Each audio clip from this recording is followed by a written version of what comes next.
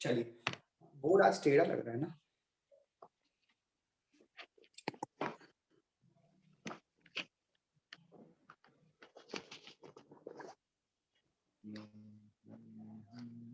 Mic on है किसी का? माइक ऑफ कर लो। किसका ऑन है? वेदांत ऑफ कर लो बेटा माइक। हाँ जी, तो मुझे बताइए लास्ट क्लास हमने कहां तक पढ़ लिया था? क्या हमने आपको रिएक्शन क्वोशंट क्यूसी और केसी पढ़ा दिया था?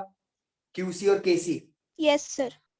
ठीक है, वेरी गुड। तो रिएक्शन क्वेश्चन के बाद बेटा अब अगला टॉपिक आपको मिलेगा किताब के अंदर। प्लीज मुझे ढूंढ के बताइए कि रिएक्शन क्वेश्चन के बाद यही वाली हेडिंग है या कुछ बीच में मिस हो गया। और वो हेडिंग है relationship relationship between equilibrium equilibrium and Gibbs free energy. Gibbs free energy, ये टॉपिक है। ढूंढिए नोट्स उसमें एनसीईआरटी में जल्दी से, मैं जब तक मार्कर में इंक भरता हूं।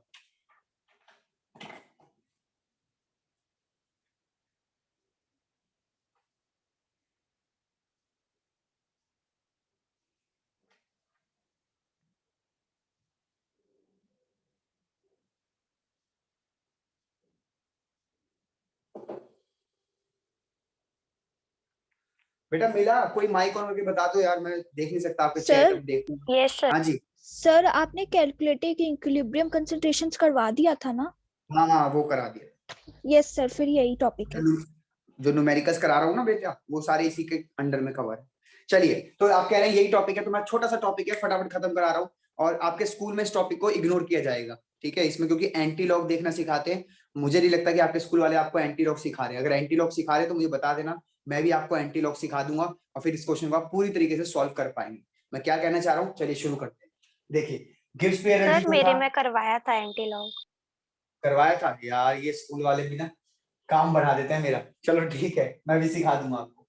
तो डेल्टा जी नॉट जो है, ये हमने सीख लिया था last class. Gibbs free energy है ये, standard standard Gibbs free energy. Gibbs free energy ये होता क्या है कि अगर ये नेगेटिव होता था तो रिएक्शन स्पॉन्टेनियस, अगर ये जीरो होता था तो रिएक्शन इक्विलिब्रियम में, और अगर ये आपका पॉजिटिव होता था तो नॉन स्पॉन्टेनियस। ठीक है, इस तरीके से हम करते थे। और डेल्टा जी नहीं, स्टैंडर्ड नहीं था, खाली यही था। स्टैंडर्ड लगाओगे तो नॉट नहीं आएगा। यस, ये था। गिब्स फ्री एनर्जी नेगेटिव आता था स्पॉन्टेनियस, जीरो आता था तो इक्विलिब्रियम, और पॉजिटिव आता था तो नॉन स्पॉन्टेनियस। इक्विलिब्रियम कांस्टेंट आप ऑलरेडी पढ़ चुके हैं। इक्विलिब्रियम कांस्टेंट क्या होता है? इसको के से रिप्रेजेंट करते हैं, प्रोडक्ट की कंसंट्रेशन अपॉन में रिएक्टेंट की कंसंट्रेशन। उम्मीद करता हूं आपको दोनों लिंक याद आ गए कि हमने दोनों चीजें पढ़ ली। अब इसके बीच में डायरेक्ट एक रिलेशन है जिसका डेरिवेशन हमारे कोर्स में नहीं है, और डेरिवेशन कोर्स में नहीं, सीधा फॉर्मूला है, उस पर न्यूमेरिकल करना है। फॉर्मूला ये है, delta G not is equal to minus का 2.303 एनआरटी लॉग बेस 10 के सी। ये है, ये फॉर्मूला है डायरेक्ट हमारे कोर्स में। अब आप जब किताबों को तलाशोगे अपनी एनसीईआरटी को, तो वहां पे ये फॉर्मूला लिखा हुआ है, delta G not is equal to minus NRT L N K C. उन्होंने ये लिखा हुआ है। तो याद करो, नेचुरल लॉग हमारे कोर्स में नहीं है। इसको क्या कहते थे? इसको कहते थे नेचुरल लॉग। नेचुरल लॉग ये हमारे कोर्स में नहीं है। मैंने आपको अगर लॉग देखना सिखाया है, सभी बच्चे यहाँ वो बैठे होंगे जिन्होंने अब तक लॉग मेरे से सीख लिया होगा। तो नेचुरल लॉग हमारे कोर्स में नहीं है, और हम एल को चेंज कर देते हैं। बेसिकली एल को ये भी लिखते हैं बेटा, लॉग बेस ई, ये भी लिखते हैं इसको। तो हम इसको, ये हमारे कोर्स में नहीं है, हम इसको क्या करते थे, 2.303 से मल्टीप्लाई करते थे और ये लॉग बेस 10 बन जाता था। तो मैंने वही किया, मैंने एल की जगह पे लॉग बेस 10 लिया, और मल्टीप्लाई जो फैक्टर था ये 2.303, ये मैंने आगे लिख दिया, और फिर ये फॉर्मूला इस तरीके से बना। चेक कर लो आराम से, यहां से फॉर्मूला कैसे बना है, मल्टीप्लाई किया है 2.303 से। उम्मीद करता हूं आपको समझ आ गया। अब सुनो यहाँ से कॉन्सेप्ट क्या कहता है। आपको अगर मैं आपको खाली इसका फॉर्मूला पूछूं कि log बेस 10 केसी का फॉर्मूला बताओ, तो आप कहोगे sir log base 10 KC is equal to sir delta G not, और सर इसके साथ ये सारे लोग मल्टीप्लाई हो रहे हैं तो यहाँ जाके डिवाइड हो जाएंगे, तो ये आ जाएगा 2.303 एनआरटी, और यहाँ माइनस आगे लगेगा, ये माइनस यहाँ गया ना, ऐसे चेक कर लो आराम से। चलिए आगे बढ़ते हैं। अब डेल्टा जी मान लीजिए मैंने आपको दे दिया, आपने यहाँ पुट किया वैल्यूज को। N यहाँ पे मोल्स है, R T यहाँ पे टेम्परेचर है जो कि केल्विन में आपको लेना है, ठीक है, और R की वैल्यू यहाँ पे 8.314 रखनी है, ठीक है जी, क्योंकि G जो है वो गिव्स फ्री एनर्जी, एनर्जी वाला कॉन्सेप्ट है, एनर्जी वाले में R की वैल्यू 8.314 रखते हैं। टेम्परेचर केल्विन में नंबर ऑफ N की जगह मोल्स रख दिया। इसे आप सॉल्व करेंगे, मान लेते हैं कि इसे सॉल्व करके आंसर आ गया माइनस का 5.269, मान लेते हैं ये आंसर आ गया। तो अब लॉग बेस 10 केसी को आप लिखेंगे माइनस का 5.269। उम्मीद करता हूं यहाँ तक समझ आ गया, चेक कर लो। डन। अब बढ़ते हैं आगे। अगर केसी जो है लॉग बेस 10 केसी जो है, अब आप क्या करो, आपको खाली केसी पूछेगा कि इक्विलिब्रियम कांस्टेंट बताओ, खाली इक्विलिब्रियम कांस्टेंट आपसे पूछेगा, तो इक्विलिब्रियम कांस्टेंट को यहीं छोड़ दो। और जैसे बेटा यहाँ पे कोई स्क्वायर होता है तो वहां जाके वो अंडर रूट हो जाता है, यहाँ क्यूब होता है तो वहां जाके वो क्यूब रूट हो जाता है, यहाँ 2 से मल्टीप्लाई तो वहां 2 से डिवाइड हो जाता है, यहाँ पे 4 प्लस है तो वहां जाके -4 हो जाता है। इसी प्रकार से अगर लॉग बेस 10 को वहां भेजोगे, क्योंकि केसी अकेला छोड़ा है, ये वहां भेज रहे हो, तो क्या हो जाएगा, ये एंटी लॉग में कन्वर्ट हो जाएगा।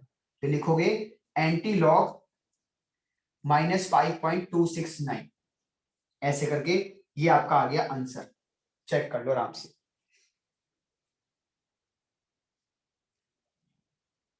ठीक है, ये आपका आंसर हो गया, चेक कर लीजिए। अब एंटी लॉग मैं आपको देखना सिखा दूंगा टेबल से, जैसे मैंने आपको लॉग देखना सिखाया था वैसे एंटी लॉग सिखाना पड़ेगा, और आप यहाँ पे इसकी वैल्यू पुट कर दोगे, आपका आंसर आ गया। दूसरा तरीका एक और भी होता है बेटा, कि जब लॉग को वहां भेजते हैं तो ये जो भी इसका बेस होता है ना, ध्यान से सुनो, जब आप इसको वहां भेजते हो, जो भी इसका बेस होता है, यहाँ जो भी आंसर लिखा है वो आप 10 की पावर में चढ़ा देना, क्योंकि यहाँ बेस क्या है 10, जो भी आंसर है उसको 10 की पावर में चढ़ा देना जब इधर भेजो। तो देखो इसको ऐसे भी लिख सकते हो, केसी इज इक्वल टू 10 की पावर -5.269। इसको जब वहां भेजेंगे तो दो तरीके हैं, या तो एंटी लॉग और वरना 10 की पावर में चढ़ा देना, जो भी आंसर होगा उसको 10 की पावर में चढ़ा देना। तो या तो ऐसे करा जाता है सॉल्व, या फिर ऐसे किया जाता है। आपके स्कूल में मोस्ट प्रोबेबली ऐसे सिखाया जाता है, ऐसे सिखाया नहीं जाता है। तो ये था एक आपका गिब्स फ्री एनर्जी का रिलेशन। रेज योर हैंड जिस चीज को समझ आ गया।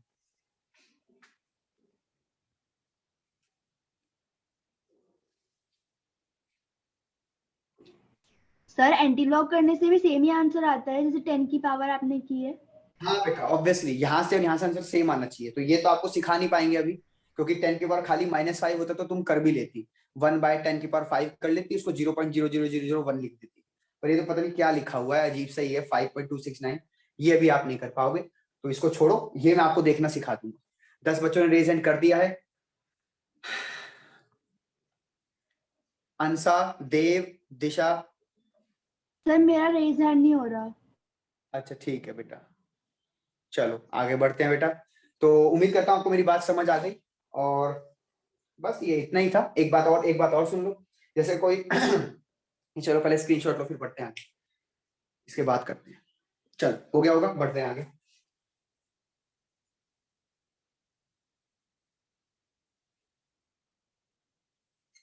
अब मैं आपसे ये कह रहा था कि कई क्या होता है, जैसे याद हो आपको ये 2a + b gives 3c, ऐसे कोई रिएक्शन है और आपको इसका डेल्टा जी निकालना है, डेल्टा जी नॉट।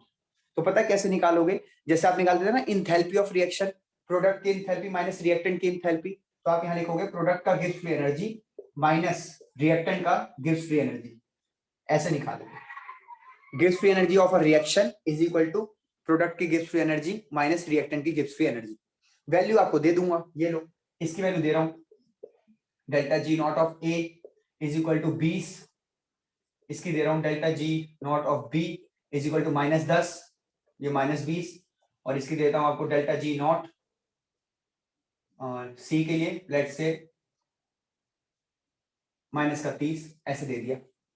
अब आपको ध्यान हो, थोड़ा बहुत भी ध्यान हो, तो आप ये -20 यहाँ डायरेक्ट पुट मत, सॉरी प्रोडक्ट का है ये ना, तो -30 आप यहाँ डायरेक्ट पुट नहीं करेंगे, आगे 3 लिखा हुआ है, तो याद करो 3 से इसको मल्टीप्लाई करते थे, क्योंकि ये 30 जूल पर मोल होगा। याद आ रहा है इंथैल्पी का कुछ केस? यस बोलो। सर। तो आप यहाँ पे -90 पुट करोगे, देन आप अगेन माइनस लगाओगे, देन रिएक्टेंट की ये दोनों है, तो इन दोनों को पहले बी का तो -10 लिख दोगे एज इट इज, लेकिन ए का जो है -20 है, लेकिन वो 2 बार है, तो आप यहाँ -40 लिखोगे और -50 हो गया, माइनस माइनस प्लस का 50 हो गया और सॉल्व करके आ जाएगा -40। तो इस तरीके से आप गिब्स एनर्जी निकाल सकते हो किसी भी रिएक्शन की। रेज योर हैंड अगर आपको समझ आया तो, नहीं तो पूछो। बाकी मैं भी क्वेश्चन दिखा देता हूँ, आप खुद ही कह दोगे हाँ सर आगे से।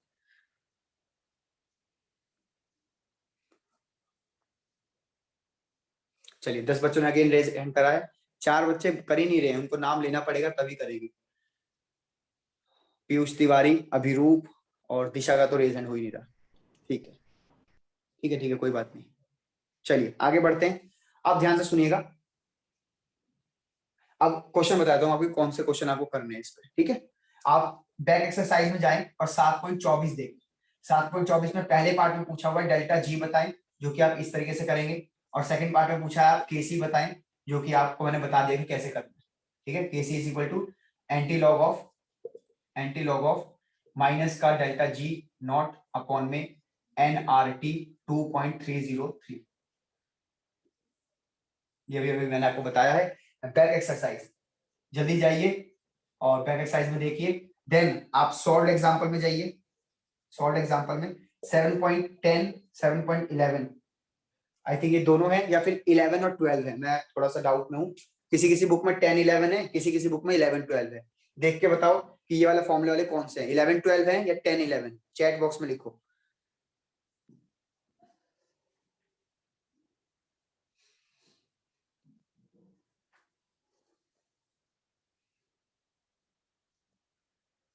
टेन 11 है, ठीक है वेरी गुड। तो गुलाबी बक्सा 10-11 और 7.24 बैक एक्सरसाइज का, ये 3 क्वेश्चन इस टॉपिक पर रिलेटेड थे, जो कि मैंने आपको बता दिए। आगे किसी भी क्वेश्चन में आप ये चीज नहीं देखोगे, तो प्लीज एक बार make sure raise your hand, हाँ सर हम ये करके ट्राई करेंगे घर पे, हमसे हो रहा है कि नहीं, फिर नेक्स्ट क्लास में आपको रिपोर्ट करेंगे कि हमसे हुआ या नहीं।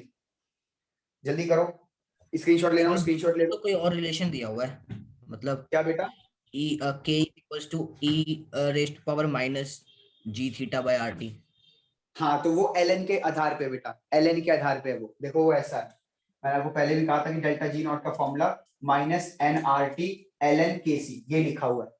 तो अगर आपसे के सी पूछेगा, पहले एल एन के सी देख लो, एल एन के सी पूछेगा तो डेल्टा जी नॉट माइनस का यहाँ एन आर टी लिखो, और एल एन को यहाँ भेजोगे तो ये आ जाएगा के सी, और ये आ जाएगा ई की power minus delta G N R T.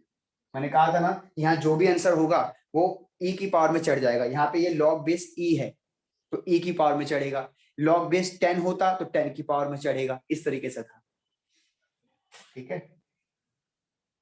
ये लॉग बेस ई है तो ये ई की पावर में चढ़ गया, तो ये किताब में दे रखा है, पर इस तरीके से आपका सॉल्व नहीं हो पाएगा कभी भी, क्योंकि आपके कोर्स में एल एन है ही नहीं, आपके कोर्स में ई है ही नहीं, तो आपको ऐसे सिखाया गया होगा।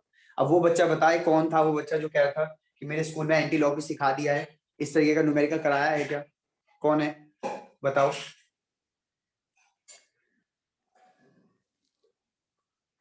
अभी था ना कोई बच्चा जो कह रहा था कि कुंजुम आप हैं? Yes sir. अच्छा, आपके स्कूल में करा दिया, इस पे न्यूमेरिकल कराया है, सॉल्व करना सिखाया है आपको? यस सर, एंटी लॉग सिखाया है। ठीक है, नहीं एंटी लॉग सिखाना is different thing, anti log को यहाँ पे इस्तेमाल करवाया है सर क्वेश्चंस में तो नहीं कराया शायद से। क्वेश्चंस में नहीं कराया शायद से, यही तो मुझे पता करना है बेटा। तो आप एक बार कंफर्म कर लेना क्वेश्चंस में करा रहे हैं कि नहीं, क्योंकि इसी जगह पे सिर्फ एंटी लॉग लग रहा है, अभी तक तो कहीं एंटी लॉग लगा ही नहीं। ठीक, चलिए रेज डाउन कर रहा हूँ आपके हाथ।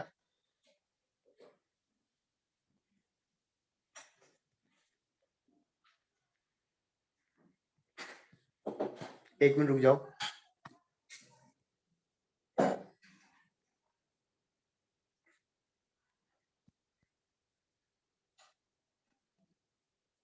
हाँ जी, चलिए स्क्रीनशॉट ले लीजिए, मैं आगे बढ़ रहा हूँ।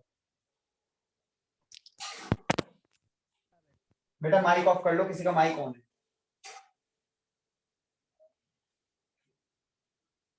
और अब पढ़ने जा रहे हैं बेटा हमारा टॉपिक ली चैट लियर प्रिंसिपल। ली चैट लियर प्रिंसिपल, ठीक है। लास्ट टॉपिक है हमारा केमिकल इक्विलिब्रियम का, फिर हमारा चैप्टर फाइनली खत्म, और हमारे सारे न्यूमेरिकल्स जो हैं 34 बैक एक्सरसाइज का 7.1 से लेके 7.34 तक आप सारे ट्राई करना, कुछ कुछ नहीं हो वो मेरे से करवा लेना एक दिन फ्री लेके, और फिर हम आयनिक शुरू कर देंगे, ठीक है। हालांकि मुझे लगता नहीं कि अब केमिकल इक्विलिब्रियम खत्म हो पाएगा अभी, क्योंकि हमारे पास आधा घंटा बचा है, मुझे कहीं और भी जाना है। तो सुनो, ली चैटलियर प्रिंसिपल क्या है? पहली बात तो ये ली क्या है, ठीक है। तो इसको ली नहीं बोलते हैं, इसको ले बोलते हैं, है ना, ले। और इसका मीनिंग होता है द। जिन्होंने भी फ्रेंच पढ़ी हुई अपने स्कूल लाइफ में उन्हें पता चल गया होगा, जिन्होंने नहीं पढ़ी तो ये फ्रेंच का एक वर्ड है द, है ना। तो द चैटलियर प्रिंसिपल, है ना, the Chatelier principal. Chatelier principal scientist का नाम है, और उसने रूल दिया था। रूल क्या है, ध्यान से सुनो। उसने कहा था कि अगर आप अपने इक्विलिब्रियम को डिस्टर्ब कर रहे हैं, ठीक है, ये इक्वेशन नहीं लिखा, ये इक्विलिब्रियम लिखा है। अगर आप इक्विलिब्रियम को डिस्टर्ब कर रहे हैं तो रिएक्शन जो है, रिएक्शन जो भी रिएक्शन है जिसका इक्विलिब्रियम आपने डिस्टर्ब किया है, वो क्या करेगी, wants to gain equilibrium again. वो कोशिश करेगी कि आपका जो इक्विलिब्रियम डिस्टर्ब हुआ है उसको वापस से वो ठीक कर पाए, और ठीक करने के लिए वो क्या तरीका अपनाएगी, वो करेगी undo the change. Undo the change का मतलब होता है कि जो भी आपने चेंज किया है अपनी तरफ से वो उसका रिवर्स करेगी। अनडू द चेंज का मतलब होता है ना रिवर्स करना। कंप्यूटर में आपने वर्ड सुना होगा अनडू करना, अनडू कॉपी पेस्ट, तो वही अनडू मतलब एक स्टेप वापस पीछे आ जाना। अच्छा, इक्विलिब्रियम डिस्टर्ब कैसे करेंगे सर? तो इक्विलिब्रियम डिस्टर्ब करोगे आप कंसंट्रेशन बदल के, आप प्रेशर बदलोगे रिएक्शंस का, आप टेम्परेचर बदलोगे, ठीक है, और आप इनर्ट मटेरियल डालोगे। इनर्ट मटेरियल मतलब ऐसे मटेरियल जो कि रिएक्शन में पार्टिसिपेट नहीं करेंगे, like helium gas, neon gas, argon gas, इस तरीके की गैस जो रिएक्शन में पार्टिसिपेट ना करे। क्लियर? तो इन चारों के डालने से आपका इक्विलिब्रियम डिस्टर्ब होगा। कैसे होगा वो मैं भी आपको बताता हूँ, और उसको ठीक करने के लिए रिएक्शन क्या करेगी, अनडू द चेंज करेगी। अब इसका क्या सेंस बनता है हम आपको दिखाते हैं। सबसे पहला टॉपिक पढ़ा रहे हैं कंसंट्रेशन, कंसंट्रेशन का क्या इफेक्ट पड़ेगा, कंसंट्रेशन इफेक्ट। ठीक, ध्यान से सुनिएगा। एक रिएक्शन है A प्लस बी जो कि आपको देती है C और D एक बंद बर्तन के अंदर, ठीक। केस नंबर 1 आप क्या कर रहे हैं, ध्यान से सुनिएगा मेरी बात। केस नंबर 1 ऐसे कर लेते हैं, एक वैल्यूज ले लेते हैं ताकि आपको थोड़ा और रियलिस्टिक फील हो इस चीज को लेकर। तो हम यहाँ कुछ वैल्यू लिख देते हैं। वैल्यू है 6 6 नहीं 5 5 5 और 5। ऐसी वैल्यू आ सकती है इक्विलिब्रियम पे, ये वैल्यू है, नो डाउट ऐसी वैल्यू आ सकती है। तो अगर ऐसी वैल्यू इक्विलिब्रियम पे आ गई है तो मैं आपसे पूछूंगी इसका के बताइए, तो आप कहेंगे इसका के होगा सर 1। उम्मीद करता हूं आपको समझ आ गया 1 कैसे करा है। तो प्रोडक्ट है 5 इंटू 5 अपॉन रिएक्टेंट है 5 इंटू 5, कट के 1 आ जाएगा। इतना तो अब तक आप समझ गए होंगे इसका 1 कैसे आ रहा है। डन। इसके बाद आपने क्या करा, केस 1 लिया, आपने ऐड करा सी एंड डी को, यानी कि किसको ऐड कर रहे हैं, प्रोडक्ट को। अब पता है कितना ऐड किया आपने, आपने 10 ऐड किया, 10 है ना, 10 ऐड किया सी और 10 ऐड किया डी को। तो अब क्या होगा, अब ये जो रिएक्शन है वो कैसी हो जाएगी, अब ये हो जाएगा A plus B gives C plus D, ये हो जाएगा 5, ये हो जाएगा 5, ये हो जाएगा 15, ये हो जाएगा 15। और अब आप जब यहां से बेटा, अब जब आप यहां से प्रोडक्ट का अपॉन रिएक्टेंट का रेशो लेंगे तो उसको केसी नहीं उसको क्यूसी बोलोगे। क्यूसी हम ऑलरेडी आपको पढ़ा चुके हैं, है ना, याद करो। अब जो आप रेशो लोगे वो आएगा क्यूसी कितना, 15 इंटू 15 अपॉन 5 इंटू 5। अब ये कितना भी आए सॉल्व करके ऑब्वियसली ये केसी से तो ज्यादा आएगा, ये केसी से तो 9। ज्यादा आएगा, है ना। यहाँ लिख देते 9 आएगा, श्योर हो आप? हाँ 9 आएगा। तो क्यूसी कितना आएगा 9। तो ध्यान से देखिए क्यूसी जो है वो केसी से ज्यादा है। अब सोच के बताओ कि ये वाले केस में रिएक्शन कहाँ जाती थी अपने आप को इक्विलिब्रियम लाने के लिए, बैकवर्ड रिएक्शन। बैकवर्ड डायरेक्शन, बिल्कुल सही। तो ऐसे केस में क्या होगा, रिएक्शन अपने आप को शिफ्ट कर लेगी बैकवर्ड डायरेक्शन। सर लेकिन मेरा एक डाउट है बेटा बोलो। सर, अगर हम प्रोडक्ट्स में दोनों तरफ 10 10 ऐड कर रहे हैं तो रिएक्टेंट में दोनों तरफ -10 नहीं होगा? मतलब आंसर -5 होना चाहिए ए और बी का। -5 होना चाहिए, क्यों क्यों माइनस करोगे आप वहां से? सर अगर हम एक जगह जैसे हम x में नहीं करते थे 10 - x मोलैरिटी बेटा के लिए। वो अंदर ही चलता था, वो काम अंदर चलता था कि यहाँ से कुछ जोड़ा है तो यहाँ से कुछ घटाया है, यहाँ से कुछ घटाया है तो वहां जोड़ा है। ये मैं बाहर से सी और डी लाके डाल रहा हूँ, यहां से बाहर से ऐड कर रहा हूँ सी एंड डी को, ठीक है। तो रिएक्शन में आप ये लिखोगे, लेकिन ये रिएक्शन क्योंकि इक्विलिब्रियम नहीं है तो ये वापस पीछे जाएगा, पीछे बैकवर्ड जाएंगे। कितना जाएंगे? -5 -5। तो देखो ये क्या हो जाएगा, ये 10 हो जाएगा, ये 10 और ये भी 10 हो जाएगा, ये भी 10। और अब तुम k निकालना, अब अगेन 1 आएगा। तो देखो 5 और 5 अगर पीछे भेज रहे हो तो इसका मतलब बैकवर्ड जा रहे हो, तो वही तो तुमने वहां लिखा। तो या तो लॉजिक से काम कर लो, या फिर मैंने आपको एकदम रियलिस्टिक वैल्यूज लिख दी ताकि आप थोड़ा फील कर पाओ कि क्या चल रहा है। उम्मीद करता हूं आपको समझ आ गया कि जब भी आप ऐड करेंगे सी एंड डी को, या फिर आप एक काम करो, रिमूव करो ए और बी को, यानी रिएक्टेंट को। कितना रिमूव करो एक बात बताओ, आप इस पूरे को रिमूव कर लो, पूरा जो ये है इसको रिमूव कर लो, रिमूव। तो जैसे ही आप इसको रिमूव करोगे 0 0 हो जाएगा, ये 5 5 रहेगा, अगेन क्यूसी ज्यादा आ जाएगा। तो आप क्या करो, यहां से 2.5 2.5 पीछे ले जाओ, तो ये हो जाएगा 2.5, ये हो जाएगा 2.5, ये भी हो जाएगा 2.5, ये भी हो जाएगा 2.5। एंड अगेन इस डाटा से आप के निकालना, अगेन आंसर 1 आएगा। तो चाहे आप रिमूव कर लो, चाहे आप ऐड कर लो। क्यूसी तो बड़ा छोटा होएगा ना केसी से इस बार। ये भगवान, नहीं वेदांत आप कहाँ दिमाग लगा रहे हैं? सर क्यूसी तो आंसर आएगा 0। 0 नहीं आएगा, पहली बात तो 25/0 आएगा। हाँ सर 25/0 तो 0 ही होएगा ना। वाह वाह वाह। और 0/25? मतलब 25/0 तो नॉट डिफाइंड हो जाएगा। पहले तुम डिसाइड कर लो कब 0 बोलना है और कब नॉट डिफाइंड बोलना है, ठीक है। नहीं, तो मैं यही कह रहा था, 25/0 नॉट डिफाइंड होगा। हाँ नॉट ठीक है। डिफाइंड हो जाएगा, ठीक है। तो मैं यही कह रहा था कि नॉट डिफाइन हो जाएगा, तो वो तो छोड़ो, एक अलग कॉन्सेप्ट हो गया कि सर नॉट डिफाइन हो गया, हमें अब यहाँ पे वापस इसको शिफ्ट करना पड़ेगा ताकि ये वापस से 1 आ जाए, क्योंकि रिएक्शन को इक्विलिब्रियम में रहना पसंद है। तो जैसे आपने 5 5 रिमूव किया, रिएक्शन गड़बड़ा गई, रिएक्शन को एकदम धक्का लगा के अरे क्या हुआ मेरे साथ, मेरा अच्छा खासा इक्विलिब्रियम चल रहा था, डिस्टर्ब हो गया। तो यहाँ से 2.5 पीछे जाएगा, 5 में से 2.5 गया पीछे तो ये 2.5 बचा, इसमें से 2.5 जाएगा तो 2.5 बचेगा, और यहाँ पे 0 0 था तो अब 2.5 बन गया, अब फिर से के 1 आ गया। तो ये मैं समझाना चाह रहा था कि चाहे तुम ये रिमूव कर लो, चाहे तुम प्रोडक्ट को ऐड कर लो, आपका जो रिजल्ट आएगा, जो आपका रिएक्शन का शिफ्टिंग होगा, रिएक्शन का शिफ्टिंग वो होगा बैकवर्ड डायरेक्शन में। ये मैं कंक्लूजन कह रहा था। अब आप सभी बच्चे एक बार रेज हैंड कर दें ताकि मेरे को समझ आए कि आपको आया कि नहीं आया। मैंने वैल्यूज भी ले दी ताकि आपको और रियल वैल्यू फील हो जाए, और मैंने आपको कंक्लूजन लिख के भी दिखा दिया। तो अगर सी और डी ऐड करोगे तो रिएक्शन गड़बड़ा जाएगी, वो पीछे चलने लगेगी, ताकि ये थोड़ा कम हो जाए, ये थोड़ा बढ़ जाए और रेशो वापस से शिफ्ट होके उतना ही आ जाए। या तुम ये रिमूव कर दो तो भी रिएक्शन पीछे जाएगी ताकि वापस से बैलेंस बन जाए और फिर से इक्विलिब्रियम बन आ जाए। इस तरीके से ऐसे सोचना है आपको। 14 बच्चों ने रेज हैंड किया है, तो मुझे लगता है सबको समझ आ गया है। और मैं अब क्या करने जा रहा हूँ, मैं पहले तो आपके लोअर हैंड कर देता हूँ, ठीक है। 40 मिनट होने वाले हैं क्या? अभी 9 मिनट है, ठीक है। चलिए बढ़ रहे हैं आगे।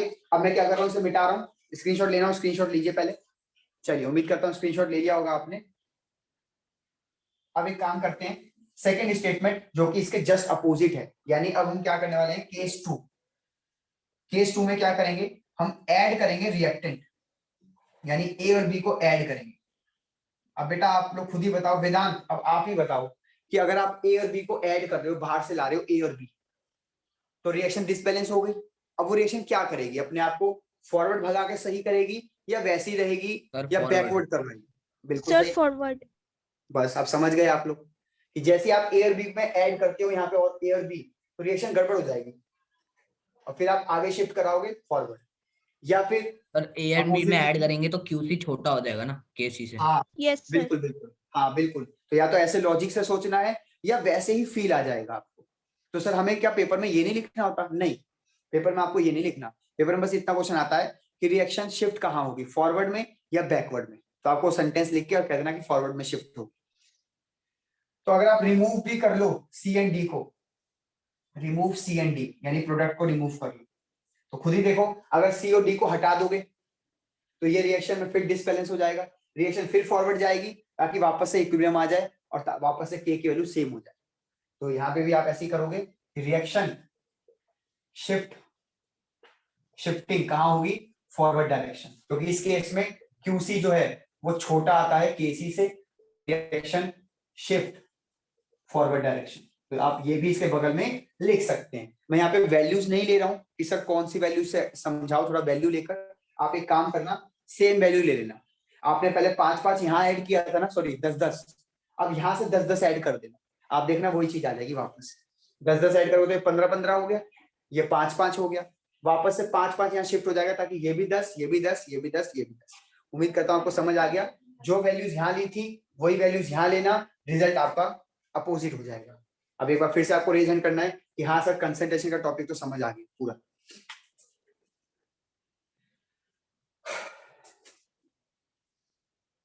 रेज योर हैंड जल्दी बच्चों, शाबाश, बहुत बढ़िया। चलते हैं अब आगे। देखिए अब मैं इसे मिटाने जा रहा हूँ बेटा, स्क्रीनशॉट लेना, स्क्रीनशॉट ले लो, मिटाने जा रहा हूँ, ठीक है। हाँ जी बोलो। सर इसमें वो हमें वैल्यूज कैसे देगा? वैल्यूज नहीं देगा बेटा, आपको कहेगा कि we add H2 sorry we add A, we add B, find the direction of reaction, तो आप कहना forward direction. We remove C and D, find the direction, आप कहना फॉरवर्ड डायरेक्शन। आपको वैल्यू नहीं देगा, सिर्फ बोलेगा कि मैं ये ऐड कर रहा हूं, ये रिमूव कर रहा हूं। अभी आपको क्वेश्चन दिखा देते हैं, थोड़ा सा वेट करो बस, ठीक है। एनसीईआरटी में इसके भर भर के क्वेश्चन है, भर भर के क्या 4-5 क्वेश्चन है, और एक होता है आसान, एक होता है टुच्चा क्वेश्चन, टुच्चा क्वेश्चन है एनसीईआरटी में, टुच्चा, ठीक है। देखो सेकंड चीज प्रेशर, प्रेशर कि प्रेशर का क्या इफेक्ट पड़ेगा, तो अब ध्यान से सुनो।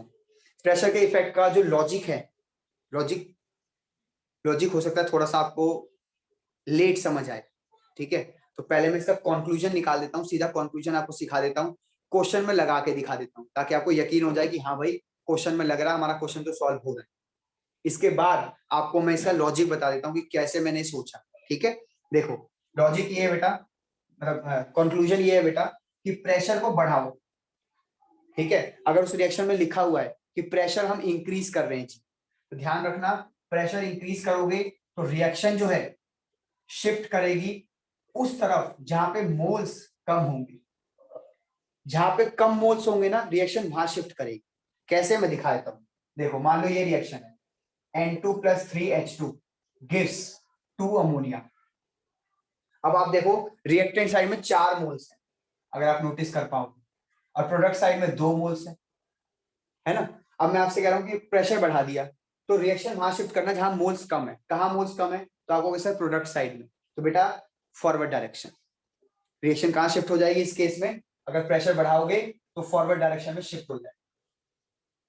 वहीं अगर प्रेशर घटाने को कह दे तो आप रिएक्शन शिफ्ट करना उस डायरेक्शन में जहां पे मोर मोल्स हो, जहां पे ज्यादा मोल्स हो। तो अगर इसी केस में कह देता कि मैं प्रेशर घटा रहा हूं इस रिएक्शन का, इस रिएक्शन में जो भी प्रेशर है मैं घटा रहा हूं, तो बताओ कहां रिएक्शन शिफ्ट होगी, तो ज्यादा मोल्स रिएक्टेंट साइड है तो ये बैकवर्ड आने लगेगी, तो बैकवर्ड डायरेक्शन में शिफ्ट हो जाएगा। ये है कंक्लूजन, सीधा सीधा रिजल्ट है। एक बार इसका स्क्रीनशॉट लो, मैं आपको क्वेश्चन करके दिखाता हूं, तब आपको मजा आ जाएगा। चलिए अब क्वेश्चन करते हैं। आप लोग सभी बच्चे जाएं बैक एक्सरसाइज के 7.26 पर, बैक एक्सरसाइज के 7.26 पे जाएं, वहां पे आपको 5 स्टेटमेंट दिख रहे होंगे कुछ इस प्रकार से, first, second, third, fourth, fifth, ऐसे, ठीक है जी। उसमें आपको रिएक्टेंट और प्रोडक्ट दिख रहा होगा, और क्वेश्चन ये है कि हमने प्रेशर वहां पे इंक्रीज किया, तो प्रेशर अगर इंक्रीज करते हो तो रिएक्शन वहां शिफ्ट करना जहां पे मोल्स कम हो। तो आप चेक कर लो मोल्स कम कैसे निकालोगे, उम्मीद करता हूं आप मोल्स गिन पाओगे, और मोल्स किसके गिनने हैं, सिर्फ गैसियस के, सिर्फ गैसेस के मोल्स गिनने हैं। वहां सॉलिड लिखा होगा कई जगह ब्रैकेट में, लिक्विड लिखा होगा, उसको इग्नोर करना है, सिर्फ गैस के करने। तो कोई सर बच्चा मुझे सिर्फ पहली फिफ्थ पार्ट में सॉलिड लिखा हुआ है। ठीक है, मैं एक बार किताब देख लेता हूँ, किताब में से क्वेश्चन देख लेते हैं हम।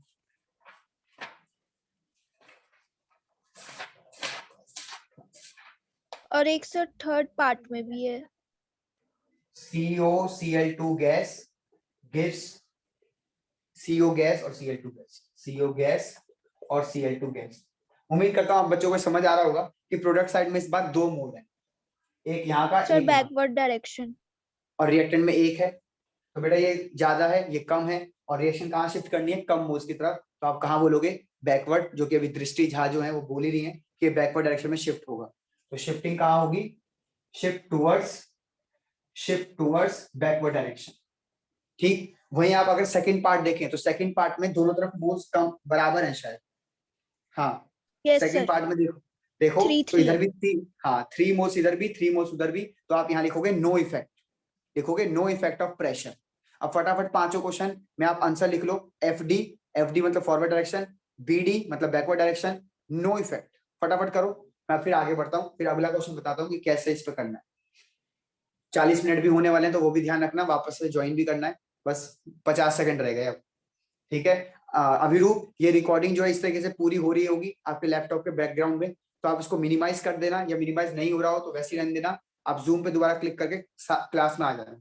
ये रिकॉर्डिंग आपकी ऑटोमेटिकली सेव हो जाती है, और आपको पता है आप क्या मुझे आता है सब, गूगल ड्राइव पे अपलोड कर। हाँ जी सर 5th पार्ट में क्या होगा? बताते हैं, और गूगल ड्राइव पे अपलोड करके लिंक डाल देना बेटा, मुझे दे देना लिंक फटाफट आज ही, अभी है ना, एक क्लास खत्म होते ही कर देना है काम। 5th पार्ट में बताते हैं बेटा, सेशन एंड होने वाला है, खत्म, जब नया सेशन बनाते हैं तब बताते हैं। वैसे 5th पार्ट में 5th सॉलिड वाले में तो एक तरफ सॉलिड है, एक है, इधर 0 है, बात सर खत्म। एक तरफ सॉलिड है, दूसरी तरफ सॉलिड प्लस गैस है।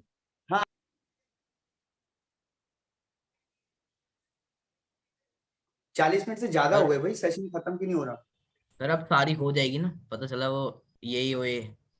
भाई। वेदांत, इसके जिम्मेदार आप ही होगे अगर आज कुछ गड़बड़ होती है, आपको इतना सर पाप मैं क्यों, लगेगा ना, आपको सर इतना मेरा पाप सर लगेगा कि लैपटॉप खुल नहीं रहा था, उल्टा मेरे को बहुत दिक्कत हो रही थी आज फोन में लेने में। आज अगर अभिरूप ने काम कर दिया पूरा सही, तो अभिरूप को इतनी दुआएं मिलेंगी बहुत ज्यादा, और अगर ये काम आज खराब हो गया तो वेदांत तुम्हें इतनी बद्दुआ मिलेंगी, पूछो मत। ठीक है, सर मतलब क्योंकि अच्छाई उसकी बुराई मेरी। हाँ और क्या, ऑब्वियसली अभिरूप ने